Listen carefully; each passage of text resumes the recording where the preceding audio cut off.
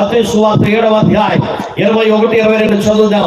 ఈయన మాటలు విని వాటి చొప్పున చేయు ప్రతి వాడు బండ మీద తన ఇల్లు కట్టుకొనేనా బుద్ధిమంతుడు పోలి ఉన్నాడు. చదువు కూడా దేని మైపర్ద. హల్లెలూయా.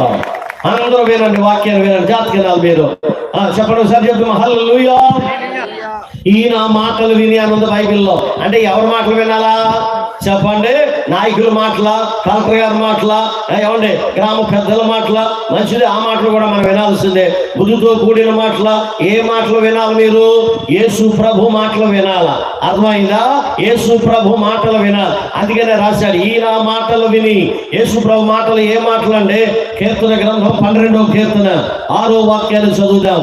12వ కీర్తనలో 6వ వాక్యాన్ని చదువుదాం. ఏమో రాశాడు బైబిల్లో? యెహోవా మాటలు పవిత్రమైనవి. చాలండి. ఏమండి? యెహోవా మాటలు ఎలాంటివట? పవిత్రమైనవి. నీ బతుకులు బాగు చేసేవి, నీ జీవితాన్ని బాగు చేసేవి, నీ ఆలోచనలు బాగు చేసేవి, నీ తలంపులు బాగు చేసేవి, నీ ఆలోచనలు బాగు చేసేవి, నీ క్రియలు బాగు చేసేవి. అందుకని బైబిల్లో రాశాడు యెహోవా మాటలు. చెప్పండమ్మా, ఏ మాటలు? ఇవి పవిత్రమైన మాటలు, అపవిత్రమైన మాటలు కాదు. బాగు చేసే మాటలు, సరి చేసే మాటలు, కుదిర్చే మాటలు, ఆశీర్వాదం ఇచ్చే మాటలు. మాట విన్నావా? ఈ రోజుల్లో మనుషుల మాటలు ఎలాంటి? అపవిత్రమైన మాటలు, బతుకులు పాడు చేసే మాటలు, జీవితాన్ని నాశనం చేసే మాటలు, కుటుంబాలని చెప్పనమ్మా విచ్ఛిన్నం చేసే మాటలు. ఇర్మియా గ్రంథం 8వ అధ్యాయం 6వ వాక్యంలో ఏం రాశాడో చూడండి. ఏం మాటలు అంటే ఈ రోజున మాటలు? ఇర్మియా గ్రంథంలో 8వ అధ్యాయంలో 6వ వాక్యాన్ని చదవమా. నేను చెవియొగ్గి వారి మాటలు విని ఉన్నాను, పనికిమాలిన మాటలు వారు ఆడుకొనుచున్నారని ఉంది. మనుషులు మాట్లాడే మాటలు ఏం మాట్లాడట? మీరు నాకు ఆన్సర్ చెప్పాలి. మీరు మనుషులు మాట్లాడే మాటలు ఏ మాటలు? పనికి మాలిన మాటలు. యేసు ప్రభు మాటలు ఏ మాటలు? పవిత్రమైన మాటలు. ఈ రెండిట్లో మీరే వింటున్నారు. బతుకులు పాడు చేసే మాటలు వింటారు. యవనస్తులు ఏ మాటలు వింటారు చెప్పండి? సినిమా మాటలు వింటారు, డ్రామా మాటలు వింటారు, సీరియల్ మాటలు వింటారు, జీవితాన్ని నాశనం చేసుకునే మాటలు వింటారు. యేసు ప్రభు మాట నీ బతుకులు బాగు చేసే మాట. యేసు ప్రభు మాట జీవితాన్ని కట్టే మాట. యేసు ప్రభు మాట ఏ మాట? లూకాసు సువార్త 4వ అధ్యాయం 8వ వాక్యం. దయగల మాట అని రాశాడు. దయగల వారిపై దయ చూపించును, కఠినుల ఎడల వికటము చూపును. వారిపై దయ చూపించు, కఠినుల ఎడల వికటము చూపు. గాధీసుల ఎడ గర్వము నడచును,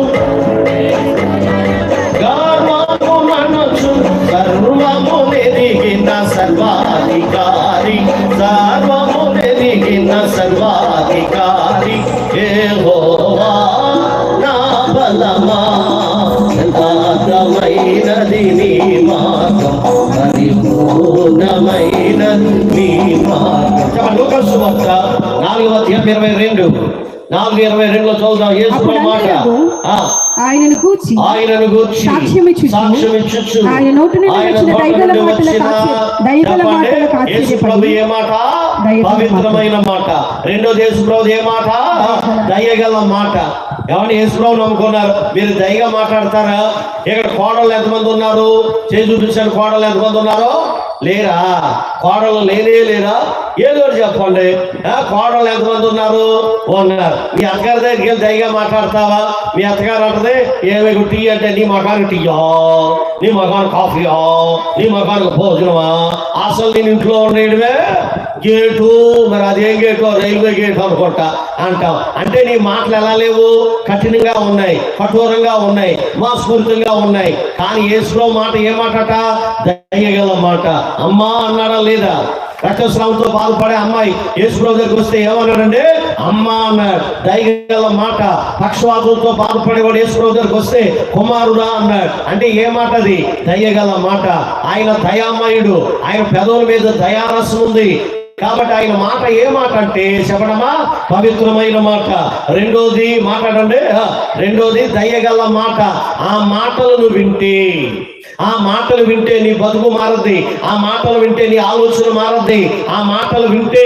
ఈ మాటలు విన్న నక్సలైట్లు మారారు, ఈ మాటలు విన్న ఏమంటే వ్యభిచారులు మారారు, ఈ మాటలు విన్న దొంగలు మారారు, ఈ మాటలు విన్న దోచుకునే వాళ్ళు మారారు, ఈ మాటలు విన్న ఏమంటే సమాజాన్ని కీడు చేసే వాళ్ళు మారారు, ఈ మాటలు విన్న నరహంతకులు మారారు, ఈ మాటలు విన్న నాయకులు మారారు, ఈ మాటలు విన్న దేశాలే మారిపోయినాయి. ఎందుకని ఈయన మాట పవిత్రమైన మాట, ఈయన మాట దయగల మాట. ఇర్మియా గ్రంథం 29వ అధ్యాయంలో బంధను బద్దలు చేయు మాట.